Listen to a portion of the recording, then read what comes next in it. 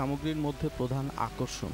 মেলায় এই steel building technology প্রদর্শন করছে ALM steel building technology limited. American এই প্রযুক্তি সারা বিশ্বেই জনপ্রিয়তা পেয়েছে।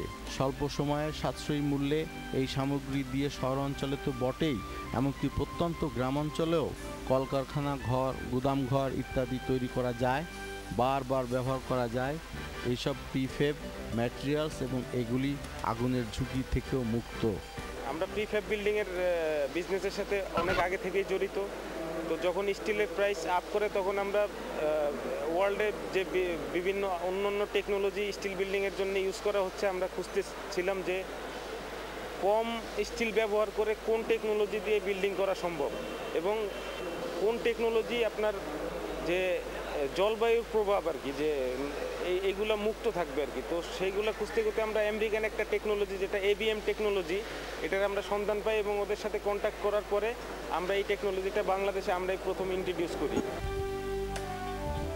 দেশে ইতিমধ্যেই যেসব ক্রেতা এই সামগ্রীর ব্যবহার করছেন তাদের অভিজ্ঞতা অত্যন্ত সন্তোষজনক বলে উল্লেখ করে তিনি আরও বলেন, আমাদের এই স্টিল বিল্ডিংগুলা যে অ্যাডভান্টেজগুলো আছে, এটা আমাদের যে রূপগুলো আমরা করি সেগুলো আর্চ শেপ হয়।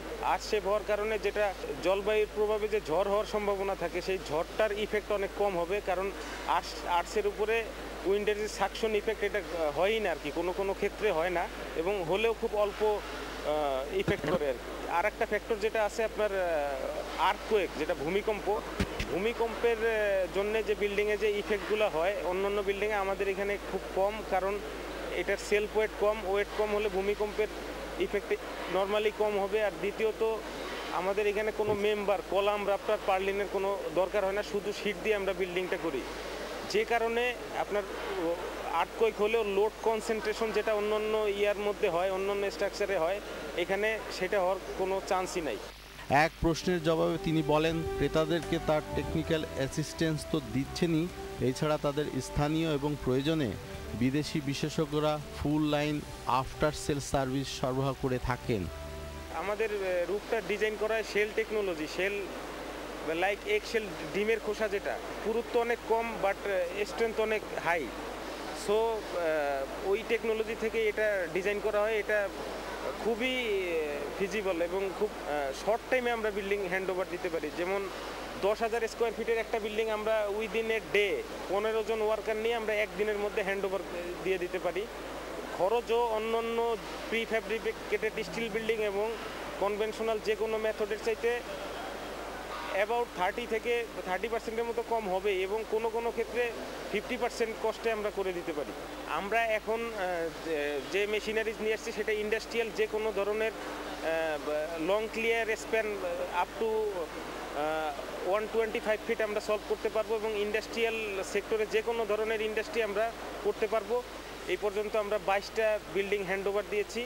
এর মধ্যে মেজর যে কোম্পানিগুলি আছে আপনার, প্রথমে আমরা কাজ করেছি সাদিয়া ট্রেডিং নামে একটা কোম্পানিতে, তারপরে করেছি আপনার ইফাদ ফ্লাওয়ার মিল যেটা আছে, ইফাদ অটোস মানে ইফাদ গ্রুপে, তারপরে জনতা জুট মিলে, এরপরে আপনার আদম জিপি যেটা শোর টু শোর টেক্সটাইল, তারপরে চিটাগাং STS টেক্সটাইলে করেছি, চিটাগাং ফ্যাশনের যেটা গরিবে নেওয়াজ ওদের সিস্টার কনসার্ন ওইখানে করেছি।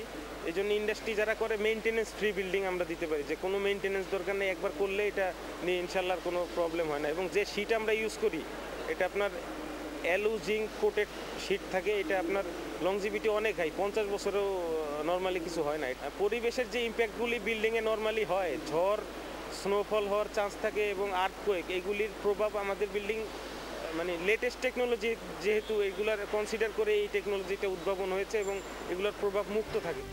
পরিবেশ বান্ধব শিল্প বিকাশে সহায়ক এই সামগ্রীর ব্যাপক প্রচলনে সহায়তা করতে পারে এমন কিছু নীতিগত সহায়তা প্রসঙ্গে তিনি বলেন, এখন আমাদের ইম্পোর্ট ডিউটি অনেক হাই, আপনার ম্যাটেরিয়ালের উপর অ্যাবাউট 35% আপনার ডিউটি দিতে হয়। এটা কমলে আসলে আমরা আরও অনেক কম খরচে আমরা যে ইন্ডাস্ট্রিয়ালাইজেশন যেটা হচ্ছে, ইন্ডাস্ট্রির মধ্যে একটা বিল্ডিংয়ের খরচ একটা ফ্যাক্টর, তো এটা যদি গভর্নমেন্ট কনসিডার করে বা কমায় তাহলে আরও অনেক কম খরচে আমরা গভর্নমেন্টের কাছে চাচ্ছি যে ম্যাটেরিয়াল যেটা steel import for industrial sector বা ইন্ডাস্ট্রিয়াল ইনভেস্টমেন্টের জন্য এটা ডিউটি টোটালি আপনার 10%-এর মধ্যে হলে এটা সব বেটার হয় আর কি। এটা আমরা এক্সপেক্ট করতেছি যে গভর্নমেন্ট এই জিনিসটা কনসিডার করবে আর কি আমাদের।